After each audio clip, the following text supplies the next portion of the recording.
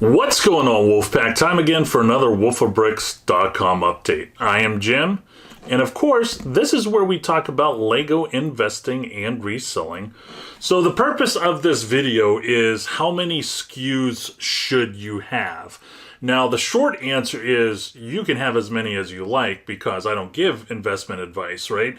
But I will share with you what I do and why I do it. So why am I doing this, right? Is because the purpose of this video, just like the purpose of the channel is to hopefully have you have a quicker learning curve than I did whenever I first got started into this back over 10 years ago. I'm also going to share with you some mistakes that I've made, which are actually pretty recent. So hopefully you won't be able to make those same mistakes during your Lego reselling and investing journey.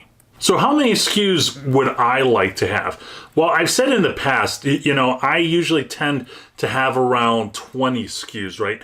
But in retrospect, I'm trying to get under 60, believe it or not. I'm trying to get somewhere between 50 and 60. Now, maybe 4 months ago, and I couldn't believe that I did this whenever I was doing an inventory changing from fulfillment center to our own fulfillment center, and I added up how many SKUs I have, and I had over 100. Now, the good news is I did have some units that were 10 and under, right? I had a lot of those. And to be honest, I haven't had a chance to count my SKUs recently, but if I did, I would be surprised if I had over 80 SKUs. So I was able to liquidate a lot, and because they were low numbers, I was able to liquidate them rather quickly. If you are new to reselling and you have over 100 SKUs and the quantities are very low, you'll have some that are maybe quantity 10, quantity 6, maybe one that's quantity 20 or 30. That might be your highest one. You may want to ask yourself the question, are you doing this wrong?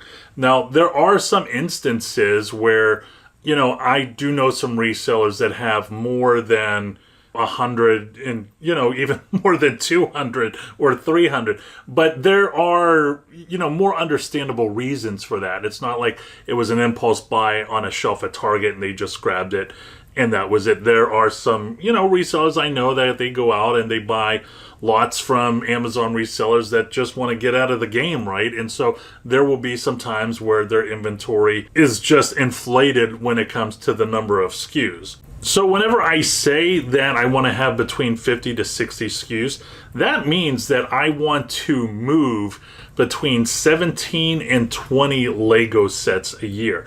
Now that may not seem like a lot, but if you have quantities of hundreds of those Lego sets, it does, to me, make all the perfect sense in the world.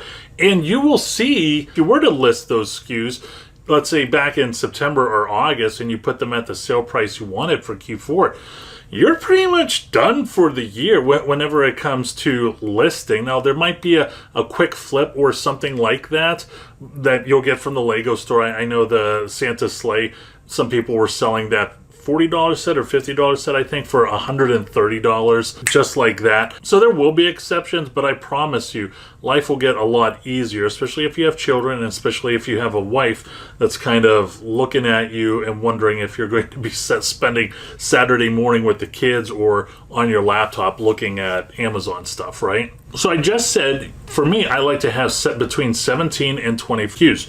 Why do I have between 17 and 20 SKUs? Because you want to diversify. Okay, well, why do you want to diversify, right?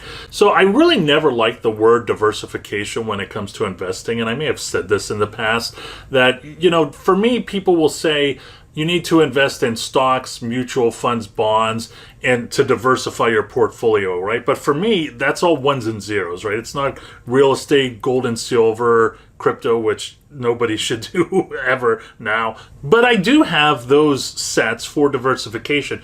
And I've said this in the past.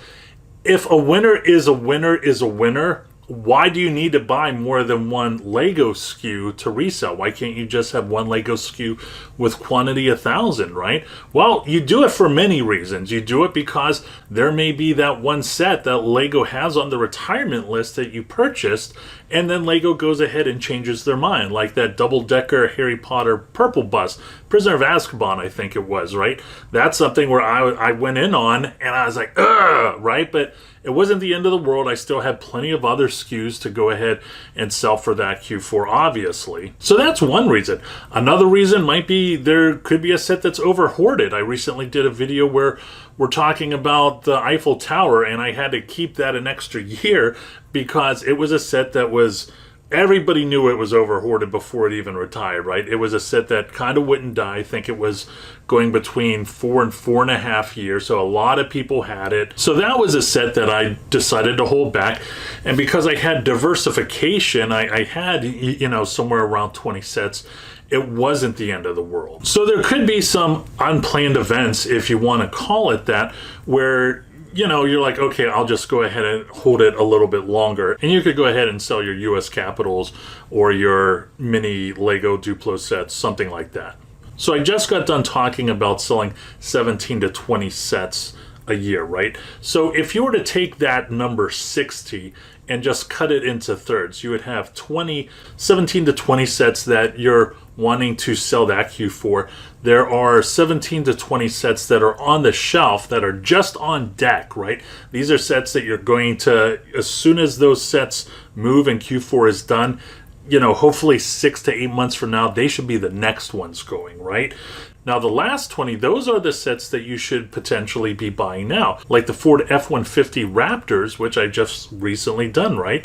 And also with that last 20 number, something else I like to add into that, you may want to do this for 10% of that, so it would probably be 1 or 2 sets.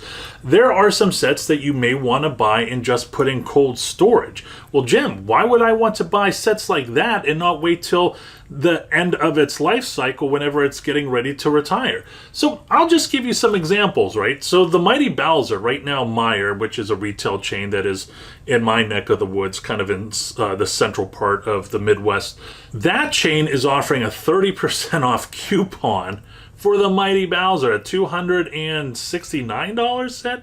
So you have to come to terms with your fears and desires, right? Should you go ahead and purchase some? I wouldn't recommend purchasing all, but you may be interested in purchasing a few, right, with those coupons, and just have them on your shelf and then buy more as they're getting ready to retire, because that 30% off, I mean, that's some serious money for a $269 set, right? Especially if that set goes to potentially $500 2 years after it retires, huh? So that last 20 is something that you should be, you know, buying now, but not just buying now. You should be increasing your quantity now. I hope a lot of people are mindful when it comes to increasing their quantity. Whenever they log into Kohl's, and the reason why I'm mentioning Kohl's right now is because as of this recording at this moment, Kohl's is having a mad, crazy sale, right? So I hope when people are typing in Kohls.com or whatever they do to get online, they're not saying to themselves, all right, what does Kohl's have? I'm hoping that they would say to themselves, okay, does Kohl's have something that I already have so I could increase my quantities? Because Kohl's, for me, is a place where I've increased my quantities and I've purchased those sets, if you also include the Kohl's cash to it, at a better discount than I've purchased those same sets earlier in the year, right? So not only are you increasing your inventory, but you're also having a lower cost average buying ratio, right? Which is definitely a good thing. So that's it whenever it comes to how many SKUs you should have. I like to have 60, but what I'm really thinking about doing is going somewhere between 50 to 60. I know a lot of people that have 100, and if that works for you, God bless. I definitely don't want to interrupt what you're doing, but that's what I'm doing, and I hope you're able to learn something from this. Hope you enjoyed the video, my friends. As always, please don't forget to like and subscribe. Once again, I'm Jim with wolfofbricks.com. Always go out there and get it.